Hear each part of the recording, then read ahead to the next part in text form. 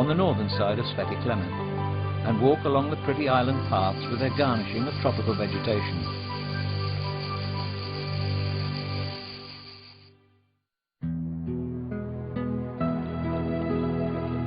Vis, known in ancient times as Isa, island of mysteries, fishermen, of things that stay the way they were, the Falkushur of Komija, the vernacular Vugava and traditional gastronomic pearls like pasta fajol with bruyette, is a truly remarkable landfall that inspires a primary awe.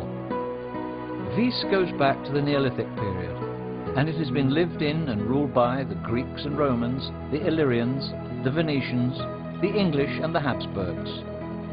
All the winds round the island are strong, and in winter you'll have to beware in particular of the sirocco and the southwesterlies. Nevertheless, Vis is still a favourite port of call.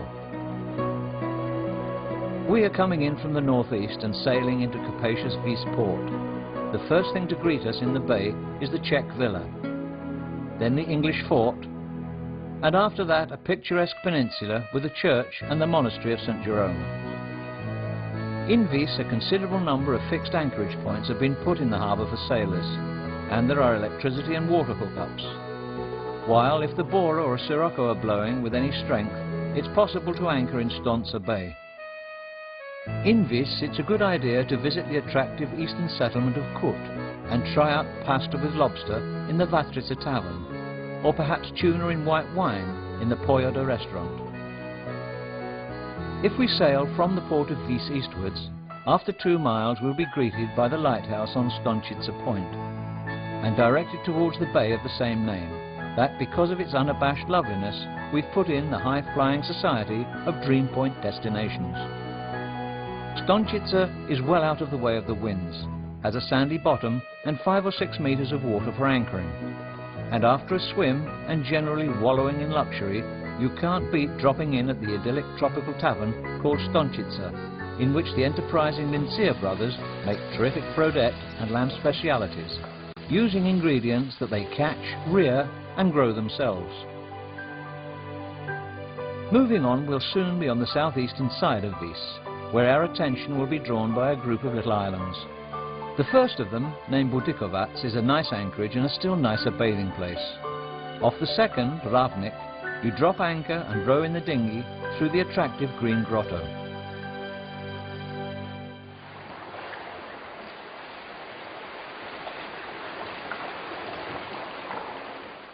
Close by is the best haven on the way to Komija, Vukavac's harbour.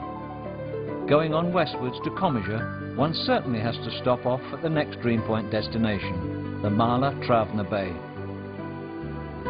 Although there's but a single buoy to tie up at, and though the southern winds can ruffle the beauty of a stay, you just have to visit Mala Travna for the clarity of its sea, the old houses, and the informal home of organic traditional food that's to be tried on the terrace of Senko Koruza, poet, philosopher, and master of cuisine.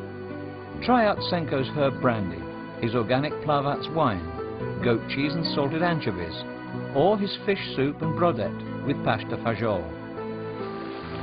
The next cove, Skiniva, is not out of the way of the winds either, but once again it's well worth a visit, being uniquely original and unspoiled.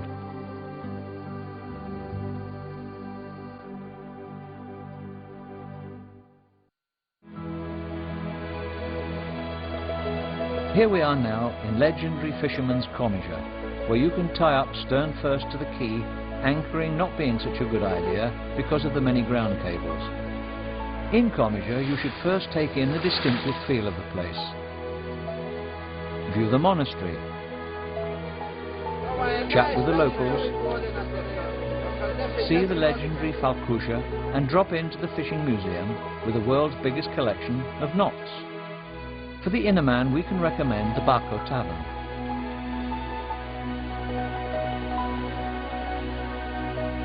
Where you can try the salted pogača and all kinds of other seafood delicacies, some of which come to the table straight from the pool. If we sail out of Komija Viswards, on the north side of the island, Oključina Bay is available to us, and right next to it an anchorage in the 3-inlet bay called Gradac. While just before Vis itself you might well want to visit Rogačić harbour, Anchor and take a swim in the eastern part, where an island drawn in on the chart has gradually become part of the land.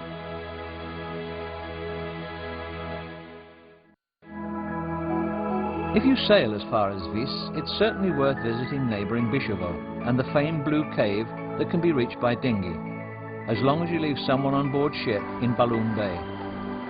The Blue Cave, formed by wave action on the limestone, is best visited at noon, when everything around you is really blue. On the open western side of the island is the ideal anchorage of Vugava Port, with a wonderful sandy beach and tasteful restaurants in season. For the more intrepid mariner, we can recommend a sail around the southwest point called Gatula, and then a trip to discover the strange Puchinski Isles.